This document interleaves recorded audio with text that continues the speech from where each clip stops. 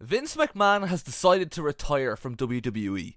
He realised one day that he was 77 and that running the promotion that's been his entire life up to this point just wasn't for him anymore. There was also a mountain of heavy allegations too, but that's besides the point. Now we have to decide who takes control of WWE after Vince. I know Nick Khan and Stephanie McMahon got it in real life, but what if it was decided fairly? What if it was decided via Hunger Games? 48 potential CEO candidates, one survivor, one winner. All we really need is 48 people who I suspect are secretly trying to take over the company. And you might think that's a lot, but Nick Khan, the Lord Baelish of WWE, the new CEO. Stephanie McMahon, is she really happy to share that CEO position? Shane McMahon, after a falling out at the Royal Rumble led to his departure, is Shane happy to leave and go his own way, or was this all part of a bigger plan? Linda, the forgotten McMahon, does she really have no interest in WWE, or is she playing possum before she launches her attack on the company? Is Triple H really willing to settle for a position in charge of creative, or does he want the entire company for himself? Paul Heyman, the Lord Varys of WWE. Every time you see the face of the company, you see him standing right there next to them. Is that the foreshadowing of a certain plan? Bruce Pritchard and John Laurinaitis, the Rosencrantz and Guildenstern of WWE. We just referenced Shakespeare. That was very intellectual of me. Will they remain loyal to Vince McMahon, or will they try and take his seat the second they get the chance? Kevin Dunn?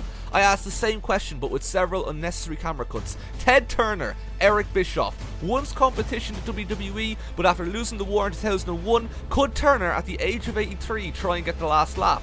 Jason Jordan, did he really hurt his neck, or was he just trying to get into an office job to understand how the company worked before making his move? Tony Khan, was he just providing an alternative, or is he trying to take over American wrestling? Roman Reigns and John Cena, are they loyal company men, or are they waiting for a chance at something more? Jonathan Coachman, Teddy Long, Paige, Regal, Pierce, Sonya Deville, all have had a taste of power in WWE before, and power is addicting. You didn't think Billy Corgan's actual plan in wrestling was to make Tyrus a champion, did you?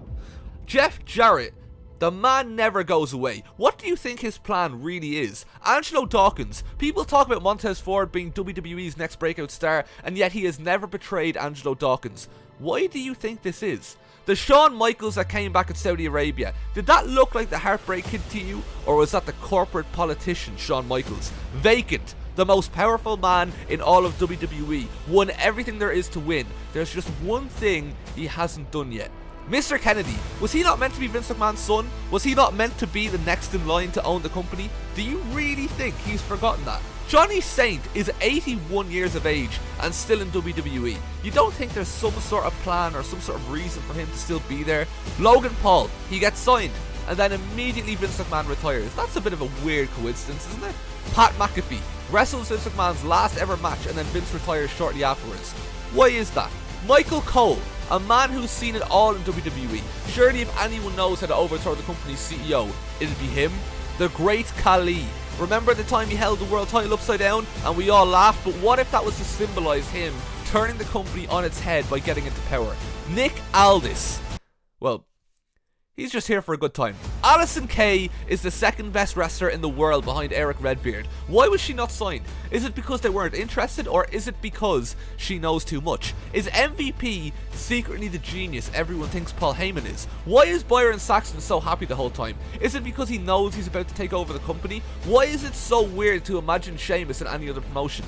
Is it because he's destined to run WWE eventually? Finlay let Becky Lynch into the 2019 Royal Rumble and changed WWE's history forever. How was he able to obtain such power? Why did Todd Grisham hate TNA so much? Is it because he saw them as future competition?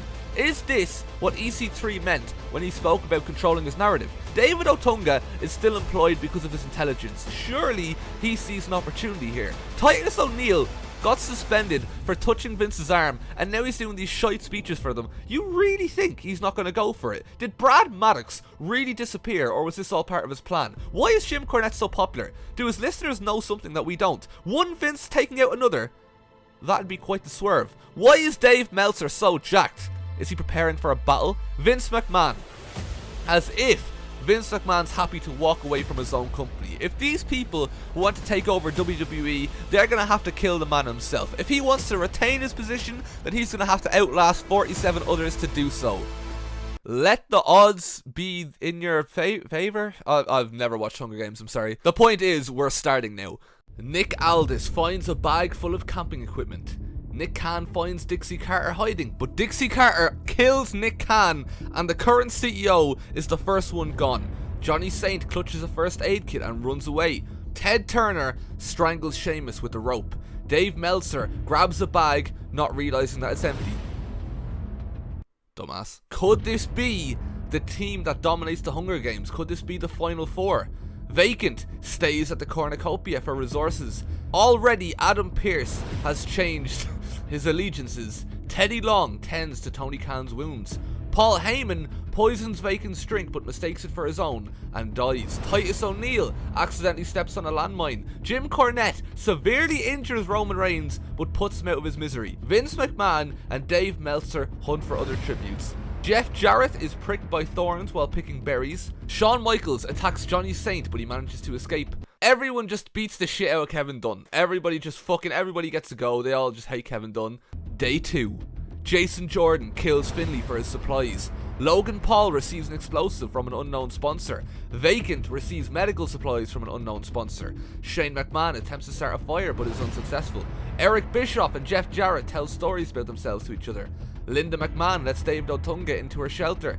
Paige destroys Dixie Carter's supplies while she's asleep. Adam Pearce bleeds out due to untreated injuries. Vince McMahon begs for Shawn Michaels to kill him. He refuses, keeping Vince McMahon alive. Allysin Kay receives clean water from an unknown sponsor. Okay, that's me actually. To be honest, I'm rooting for Allysin Kay. MVP dies. EC3 defeats Vince McMahon in a fight, but spares his life. John Laurinaitis begs for Stephanie McMahon to kill him. She reluctantly obliges, killing John Laurinaitis. William Regal attacks Ted Turner, but he manages to escape. Billy Corgan tries to sleep through the entire day. Allysin Kay makes a wooden spear. Tony Khan tends to Linda McMahon's wounds. Triple H and Dave Meltzer are now working together. Jonathan Coachman begs for Paige to kill him. She refuses, keeping Jonathan Coachman alive. Vacant fishes. Day 3. The Great Khali and Paige hold hands. Linda McMahon convinces Allysin Kay to snuggle with her. Eric Bischoff severely injures Tony Khan and leaves him to die. Dave Meltzer severely injures Shane McMahon and puts him out of his misery. Stephanie McMahon bashes Sonya Deville's head in with a mace. Mr. Kennedy and Logan Paul working together. That has to be the most obnoxious duo you could possibly imagine. Allysin Kay begs for Michael Cole to kill her. He refuses, keeping Allysin Kay alive. Vacant and Byron Saxton hunt for other tributes. Basically, he's on his own. He's hanging around with no mates. You can just say it like it is. He'll claim that it's vacant. He's on his own. Vince Russo thinks about home. The Great Khali collects fruit from a tree. Brad Maddox dies from hunger. Day 4. Eric Bischoff silently snaps Johnny Saint's neck. The Great Khali and Vince Russo track down and kill Angelo Dawkins. That's a bit generous now, let's be honest, right? It was the Great Khali, right? Vince Russo was there, he looked, right? Giving him credit for that kill is a bit generous, I think. Todd Grisham tries to treat his infection. Vacant loses sight of where he is. Triple H taints Jim Cornette's food, killing him. Vince McMahon cries himself to sleep. Teddy Long and Shawn Michaels hold hands. Stephanie McMahon destroys EC3's supplies while he's asleep.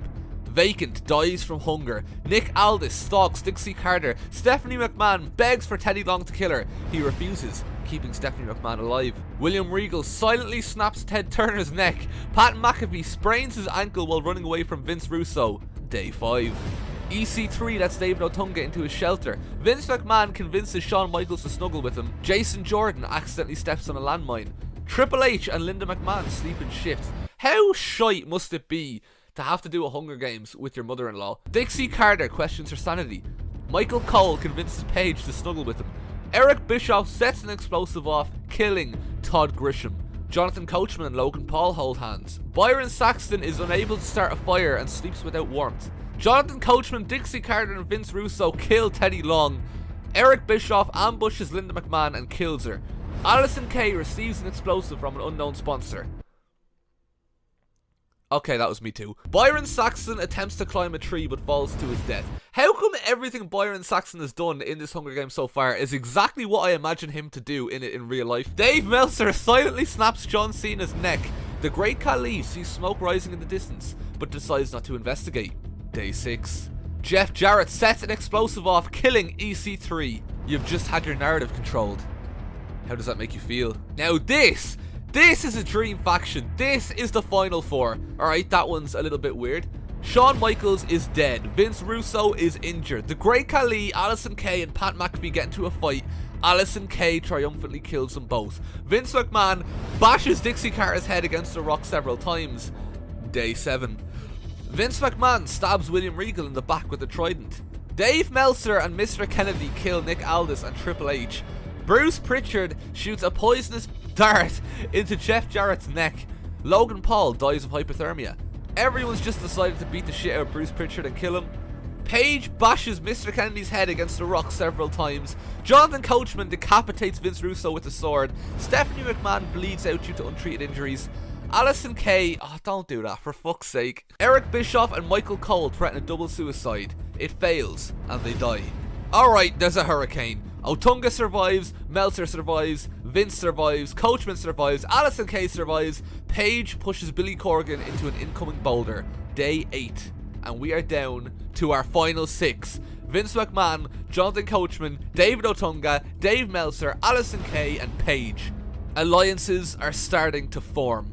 And Paige has killed absolutely everybody with an explosive. Vince McMahon is no longer the CEO. Allysin Kay doesn't win, which is a shame. Dave Meltzer doesn't get the big win. And there's one man who survived the explosion because he went hunting, and that man is David Otunga. So we're down to our final 2. David Otunga, Paige. Only one can be the CEO of WWE. David Otunga sets Paige on fire. So he's the CEO. Bye.